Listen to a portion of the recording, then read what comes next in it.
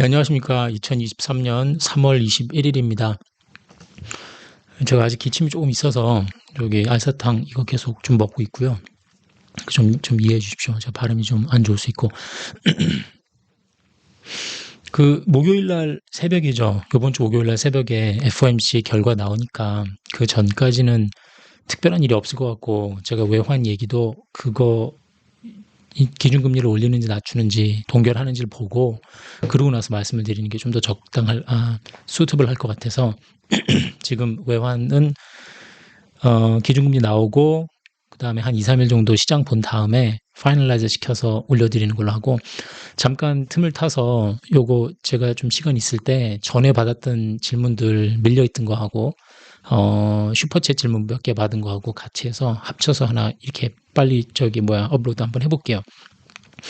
자, 크레딧 스위스가 결국은 UBS한테 합병을 당했고 좀 쫀심이 상하죠. 예전에 그냥 거기 일했던 사람으로서 UBS하고 크레딧 스위스 라이벌리는 되게 좀 셌거든요. 존심 싸움이 되게 셌는데 저렇게 허망하게 UBS한테 떠밀리듯이 팔려가서 해서 되게 안타깝습니다.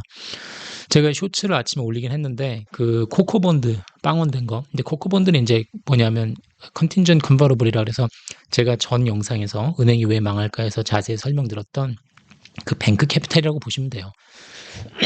AT1이라 그래서 이걸 이제 에디셔널 티어 1이라 그러는데, 그거는 이름은 중요하지 않고 제가 설명드렸던 이거 있죠. 티어 1, 티어 2 요거 한참 설명드렸던 거, 이거예요. 이거에서 티어 1이 이렇게 날아갔다고 보시면 돼요.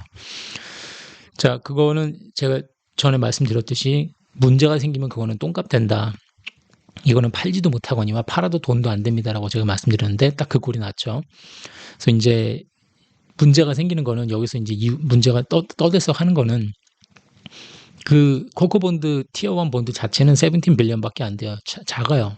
총 그 마켓이 한 260 빌리언이라는데 260 빌리언 보통 일드가 금리 나가는 게 은행이 투자자한테 주는 돈이 6%에서 7%고 크레딧 스위스는 작년에 9.75% 정도 줬대요. 그러니까 뭐냐면 투자자들이 CS를 좀 위험하게 보고 있었던 거죠. 그 전에 뭐 그린실이다, 아키고스 펀드다, 저 돈 세탁이다 해서 잡음이 많았으니까 다른 은행이 갖고 있던 티어 1보다 6%, 7%보다 높은 9.75%를 주고 채권 투자자처럼 투자를 하고 있었던 거예요. 그러다가 자본주의가 또 무너졌죠. 스위스 정부에서 야, UBS가 형이고 크레딧 스위스가 동생이라 치면 형한테 지금 동생을 사라 그런 거 아니에요. 사라 그런 것까지는 좋은데 그 문제가 보통 은행이 망하면 제가 전에 말씀드렸잖아요. 이게 사라져야 된다고. 그렇죠? 그러니까 은행 주인이 자본을 든 게 7억이 먼저 날아가고 그 다음에 티어 1이 날아가고 그 다음에 티어 2가 날아가는 게 순서예요. 이게 패킹 오더인데 지금 어떻게 됐어요? 이거를 싸게 후려쳐서, 그죠? 뭐 주당 80센트인가요? 스위스 프랑으로 산 건가? 뭐 1달러가 안 되죠. US 달러가. 그렇게 하고 이 중간에 있는 티어 1 얘를 빵원을 쳐버린 거예요. 이거를 그냥 0으로 돌려버렸어요. 그러니까 채권처럼 들어가 있던 투자자들이 17 빌리언이 날아가고 오히려 그러니까 저 사우디 왕자부터 시작해서 스위스 은행을 보유하고 있던 주주들은 돈을 얼마라도 건지는 거예요. 조금이라도. 보통 회사가 망하면은 이 커먼 에쿼티가 먼저 날아가야 되잖아요. 그러고 나서 맨 위에 있는 선순위 채권 마지막 사람은 보통 뭐 50센트를 받는다든지 30이나 40이나 50센트밖에 못 건지는 그런 순서로 올라가는 게 패킹 오더인데 거꾸로 됐죠. 얘는 살아남고 얘가 날아간 거예요, 지금. 저게 자본주의가 또 무너진 거예요. 무너짐. 그쵸? 무너졌죠? 왜냐하면 정부가 개입해서 다 참견을 하니까. 부모인 스위스 정부가 강제 합병시킨 거고 형, 동생 서열 무너지고 여기서 지금 아래 위 앞뒤 바뀌고 도덕적 해이 난무한 거죠. 그럼 여러분들이 앞으로 은행에다 투자를 꼭 해야 된다 그랬을 때 이걸 사시겠어요? 이걸 사시겠어요? 이걸 사는 이유는 얘가 먼저 날아간 다음에 그래도 그나마 내가 조금이라도 건질 수 있지 않을까 해서 이걸 사는 건데, 정부가 저렇게 들어와가지고 야야야 네가 날아가고 너는 좀 살아있어도 돼 이렇게 된 거거든요 지금. 그럼 이게 도덕적 해이죠. 뭘 사야 돼요 앞으로? 내가 은행을 살려면 이걸 살까 이걸 살까? 그래서 제가 전 영상에서 얘가 아예 없어져야 됩니다. 얘는 굉장히 헷갈리게 하는 애들입니다. 얘는 도움이 전혀 되지 않습니다. 마켓이 좋으면 흥국생명이 이걸 둔갑을 못 시켰던 것처럼 고생을 하고, 마켓이 안 좋으면 크레딧 스위스가 지금 겪은 것처럼 여기 애들은 싹 그 다음날 되면 날아가 버리는 거예요.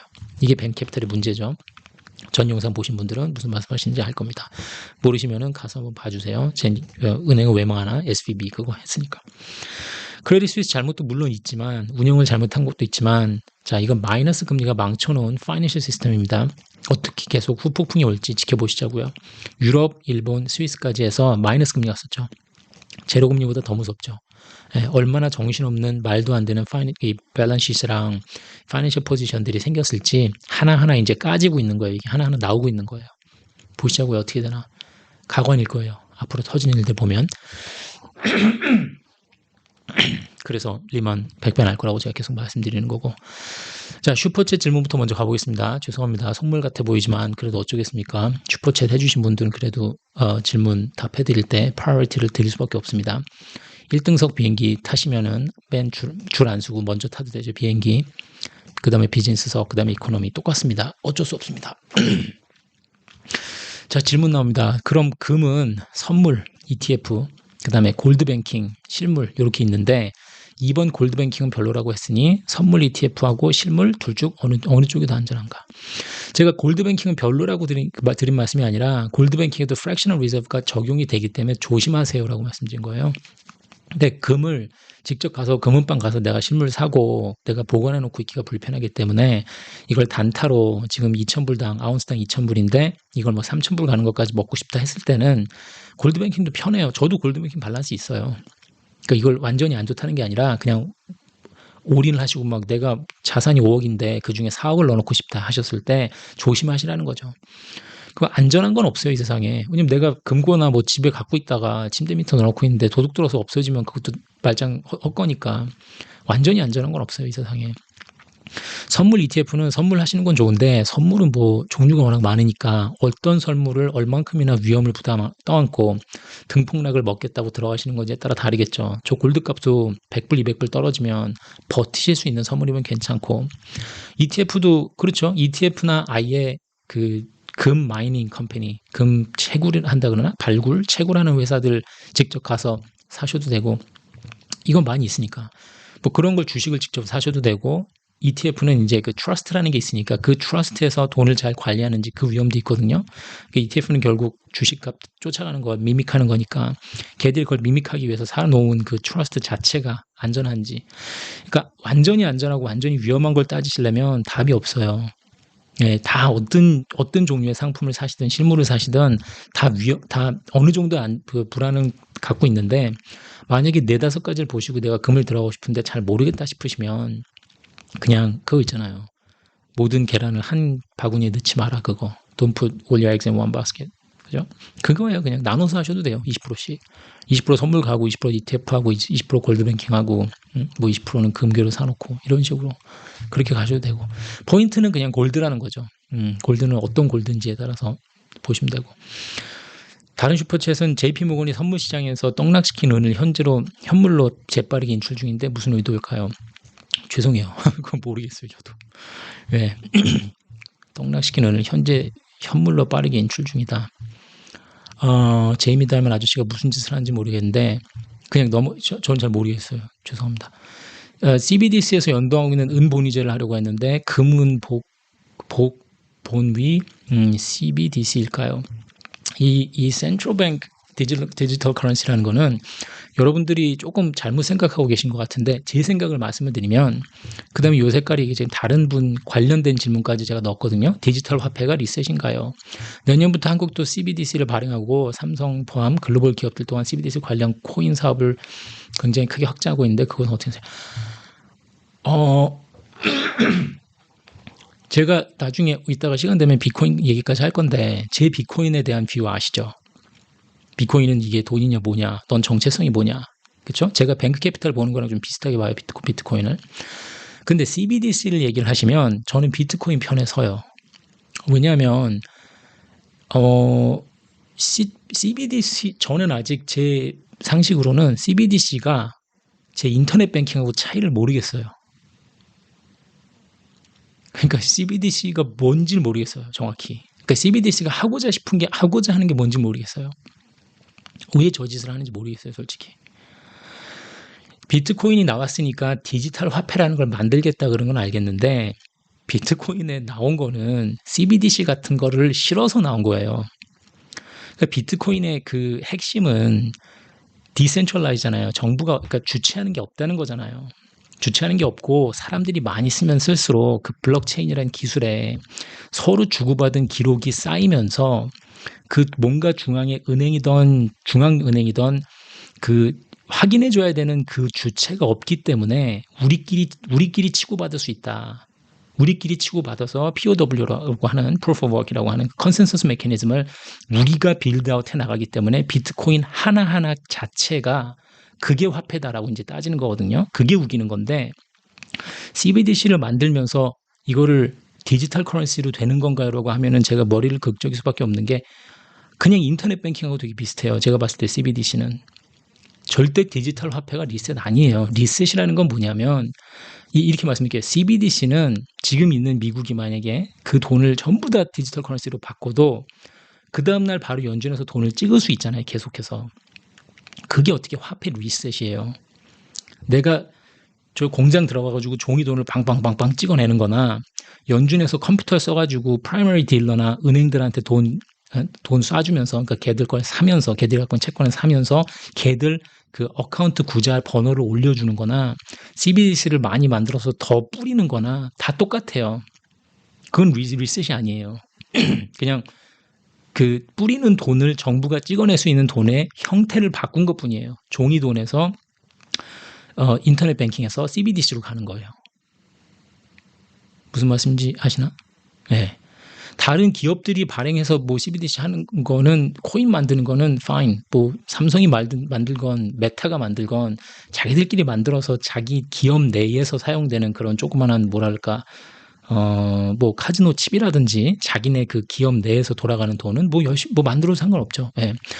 그 사람들이 약간 비트코인이 왜 나와서 지금 성공하고 있는지하고 CBDC하고 약간 혼동을 하시는 것 같은데 완전히 달라요. 두 개는. 그러니까 CBDC의 장점은 제가 만약에 CBDC를 쓸 것 같다. 만약에 뭐 한국에 있는데 한국에서 나와서 쓴다 그러면 제가 맨날 억울해하던 그 비자 마스터 크레딧 카드 피 있죠. 제가 사업하는 사람으로서 만약에 손님들한테 피를 받잖아요. 그러면 그 피를 2% 3% 내야 되는데 그 말도 안 되는 피를 내는 일이 없어지겠죠. CBDC로 하면.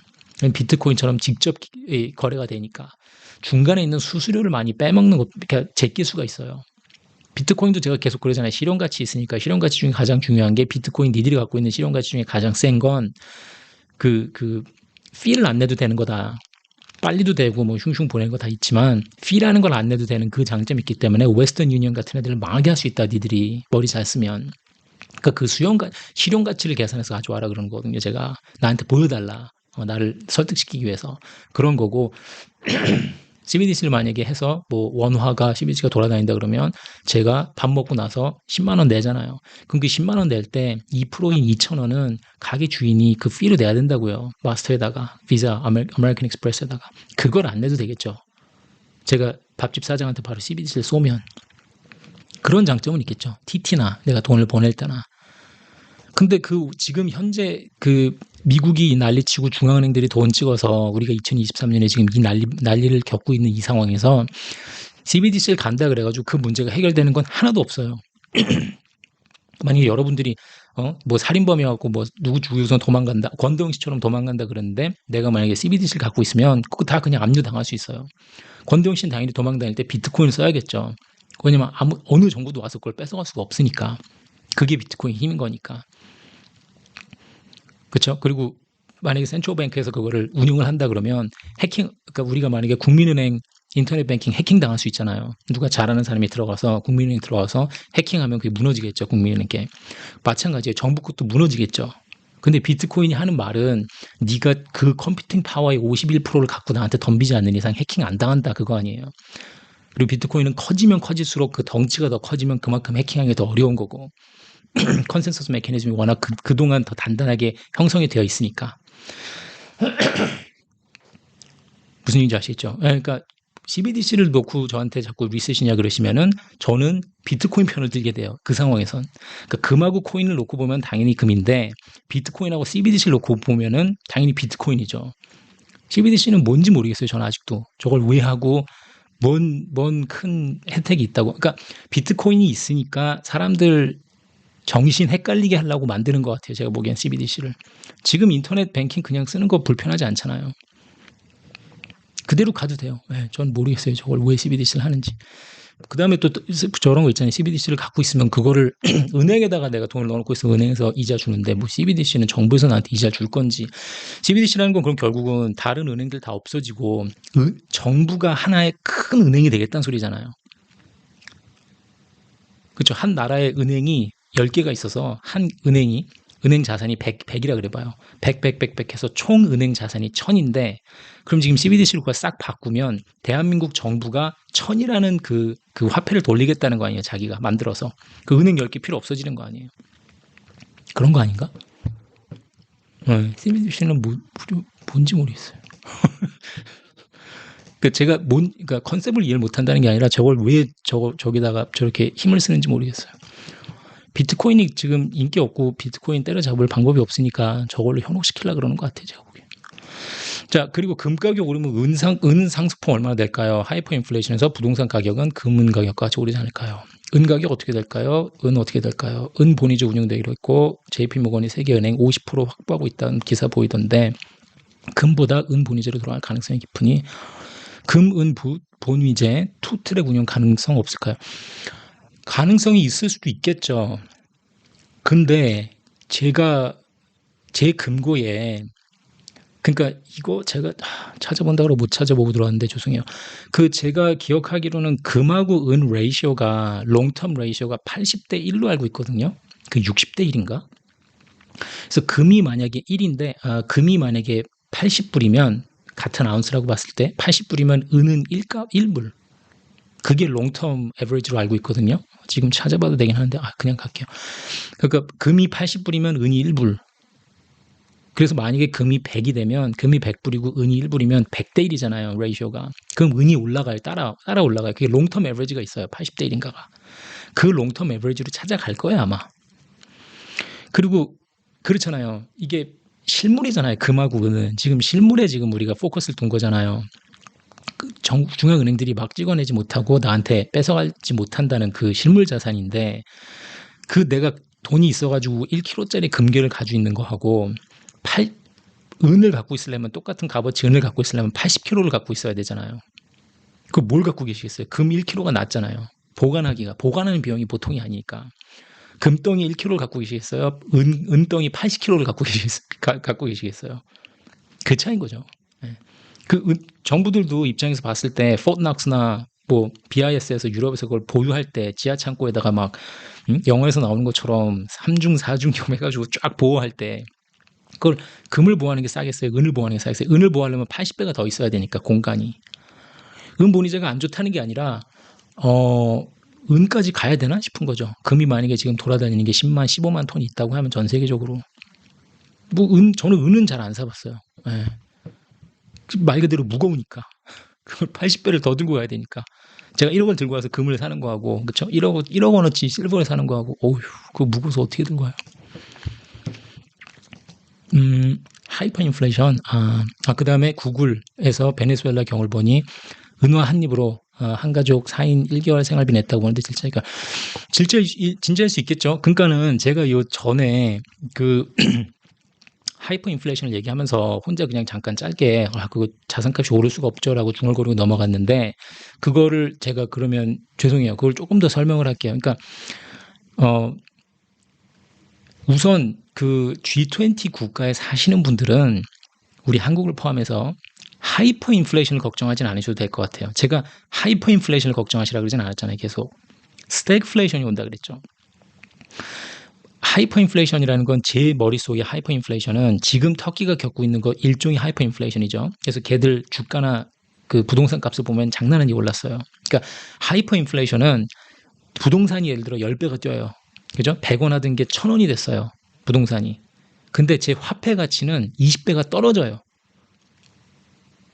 그럼 부동산 값이 제가 봤을 때 그 나라에 사는 사람으로서 떨어진 거 약해진 거죠. 물론 그 나라에서만 살고 그 나라에서 모든 게 자급자족이 되면 상관이 없겠지만 문제는 제가 화폐 값어치가 20배가 떨어졌어요. 그러면은 내가 수입해오는 물가가 있을 거 아니에요. 어느 나라든지 완벽한 나라는 없으니까 에너지를 수입하던 곡식을 수입하던 곡물을 수입하던 그 생산품을 수입하던 다 이렇게 자기가 없는 걸 수입해야 되잖아요. 한국에서는 에너지를 수입해야 되는 거고 음식을 수입해야 되는 거고 그러다 보면 수입 물가가 30배가 뛸 거 아니에요. 부동산은 10배 뛰었고 화폐는 20배 떨어졌고 물가는 30배가 뛰면 그게 어떻게 내 자산이 올라갔다고 볼 수 있겠어요. 물론 저소득층이나 중산층이 집마저도 없고 주식마저도 없는 사람들은 더 힘들겠죠. 그나마. 예, 그래서 그나마 만약에 있는 사람들은 그 중에서 부동산이나 주식을 갖고 있는 게 그 내가 터키에 산다면 여파를 그러니까 손실이 좀 줄이는 손실을 내 자산이 깎여 나가는 걸 줄일 수 있는 방법이겠죠. 주식이나 부동산을 붙들고 있는다면. 그리고 플러스 인플레는 부채를 녹이는 역할을 하지 않나요? 그렇죠. 내가 만약에 원래 부동산이 100이었는데 그때 내가 50% LTV 받아가지고 50은 내 돈, 50은 부채로 샀어요. 그 집을. 근데 그게 1000이 됐어요. 10배가 돼서 뛰어서. 그러면 거기 껴있는 내 자산은 950이고 부채는 50이니까 맞죠? 네, 인플레는 부채를 녹이는데 잠깐 여기서 스톱을 하는 게 하이퍼 인플레이션을 걱정하지는 않으셔도 될 것 같아요. 한국에 사시는 분들은.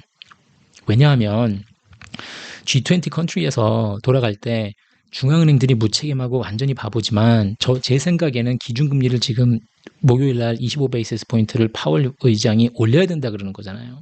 올릴 것 같아요. 왜냐하면 걔들은 아무리 무책임한 애들이지만 그 인플레이션을 잡아야 된다는 그 중요성은 확실히 알고 있어요. 어느 나라나. 그러니까 한국도 그 순간이 오면 당연히 올릴 수밖에 없어요. 인플레이션 때문에. 인플레이션이 뭐 잡히면 다행인 거고 안 올라가겠지만 그 G20에서는 1년에 100%씩 뛰고 200%씩 가는 그런 하이퍼 인플레이션은 안 보일 것 같아요. 거기까지 가려면 폴 볼커 할아버지가 했던 것처럼 인플레가 13%다 14%다 찍히면 20%를 가겠죠. 갈 것 같아요. 그래서 스태그플레이션이 온다는 거예요. 그걸 잡기에 올렸으니 성장이 떨어지겠죠. 성장이 1%, 2%, 0% 마이너스로 가겠죠. 그래서 제가 자꾸 스태그플레이션을 언급하는 거예요. 하이퍼 인플레이션까지 걱정하지는 않으셔도 될 것 같아요. 그래서 하이퍼 인플레이션 올 것 같으니까 내가 지금 오늘날 2023년 3월에 50% 주담대 끼고 집을 사야겠다. 그러니까 이렇게 생각하지 마시라는 거죠. 예. 그리고 터키도 저렇게 가다 보면 쭉쭉쭉 가다가 보면 부동산 10배 뛰고 뭐 주식값 10배 뛰었는데 리라 개판되고 물가 개판돼서 저렇게 가면 저게 끝이 어떻겠어요.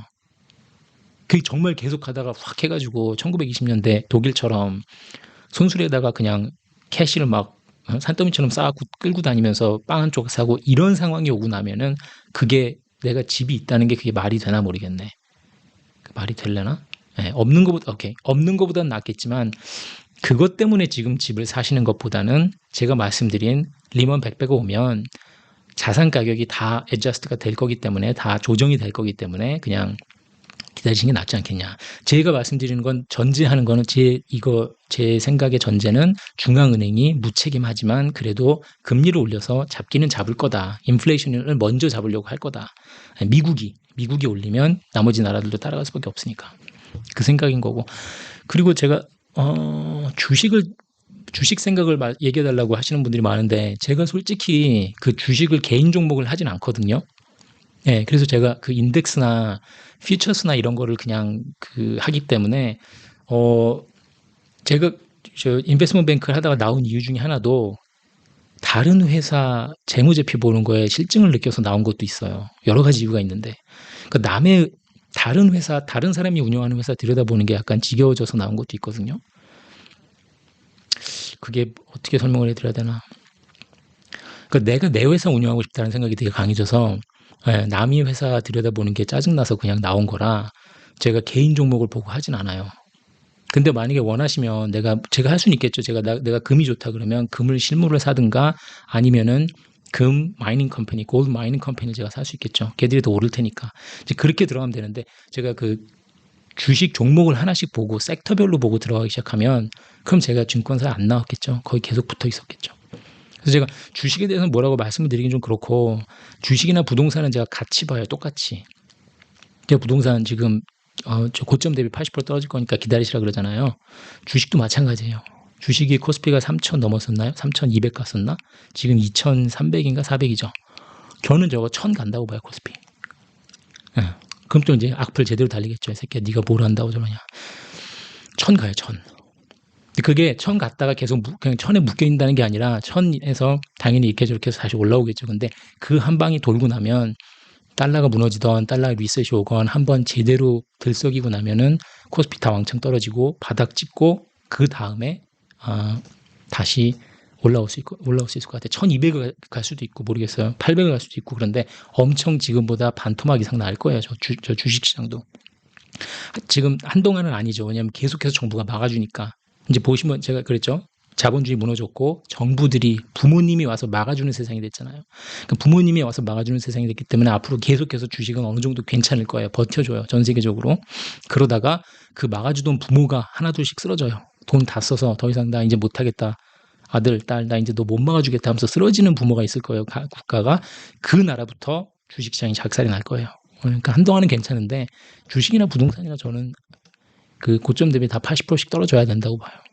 그 떨어질 수밖에 없고. 예. 제가 뭐 지금 저 인버스에다가 뭐 쇼쳐 놓고서는 이런 바람을 하는 게 아니라 그냥 그렇게 갈 거기 때문에. 근데 중간중간에도 어차피 제가 롱 기회가 보이면 롱 해서 좀 용돈 벌이 조금씩 하고 하니까. 오케이. 자, 그다음에 다른 질문으로 또 가보겠습니다.